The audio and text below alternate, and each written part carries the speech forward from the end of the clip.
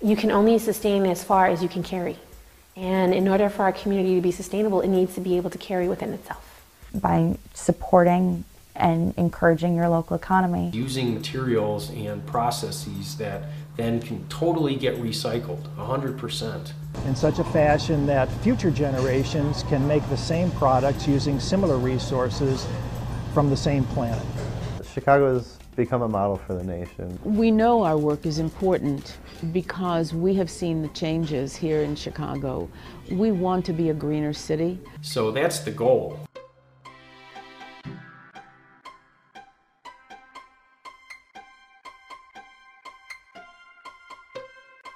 There's almost no excuse not to be doing this.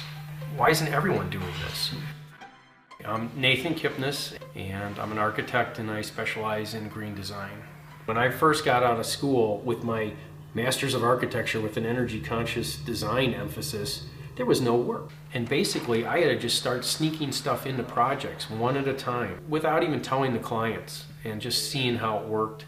I think the thing that really sets us apart in our architectural work is that we really do try and take advantage of what a site has to offer. So natural daylighting, natural ventilation to help ventilate the space so we don't need air conditioning so much, correct shading so that the sun is blocked at the right time of the year. You can see the different roof forms here. You can see this is where the natural ventilation would occur.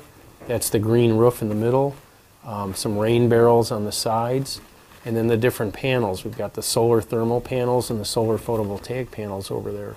So doing those things really doesn't cost anything. It's just being smart about how you're locating the windows, how you're setting up the overhangs, etc. And that to me is the best thing about elements in a green design, is if you can make them do multiple things, then you can afford them.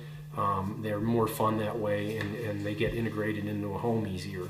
I think instead of looking at what's new, we like to look at what's old. And the way these old historic homes were done, those were perfect. And if we can glean something from that and then integrate it into our homes we're doing now and still make them feel modern, that's really a nice way to do it. We really have an interesting responsibility because we make the buildings. And buildings are about 50% of the CO2 emitted into the air. And so architects really hold the key to making the world work with where we're at with CO2 and all the environmental problems associated with that. I think my work is important because I really can't imagine doing this any other way. And I think morally, if you know this, it's crazy to not design in a green way and to do what you can do. And it's not like I'm trying to save the world, but I'm doing my part. And all I can do is what I'm doing. And if I don't do it, I'll disappoint myself. We got some big problems to solve, and they're solvable, but not if everyone's complaining about this, that, and the other, or off on their own little la-la land. I mean, we all got to get our nose down to the grindstone and get this figured out. Customers are looking for locally produced products in restaurants more and more. I consider being green by questioning if the choice that I am making is going to harm somebody now and in the future. What we do here in greening the city of Chicago's fleet is uniquely a Chicago way of going about it. We have this amazing network, this amazing community of people who just want to encourage each other.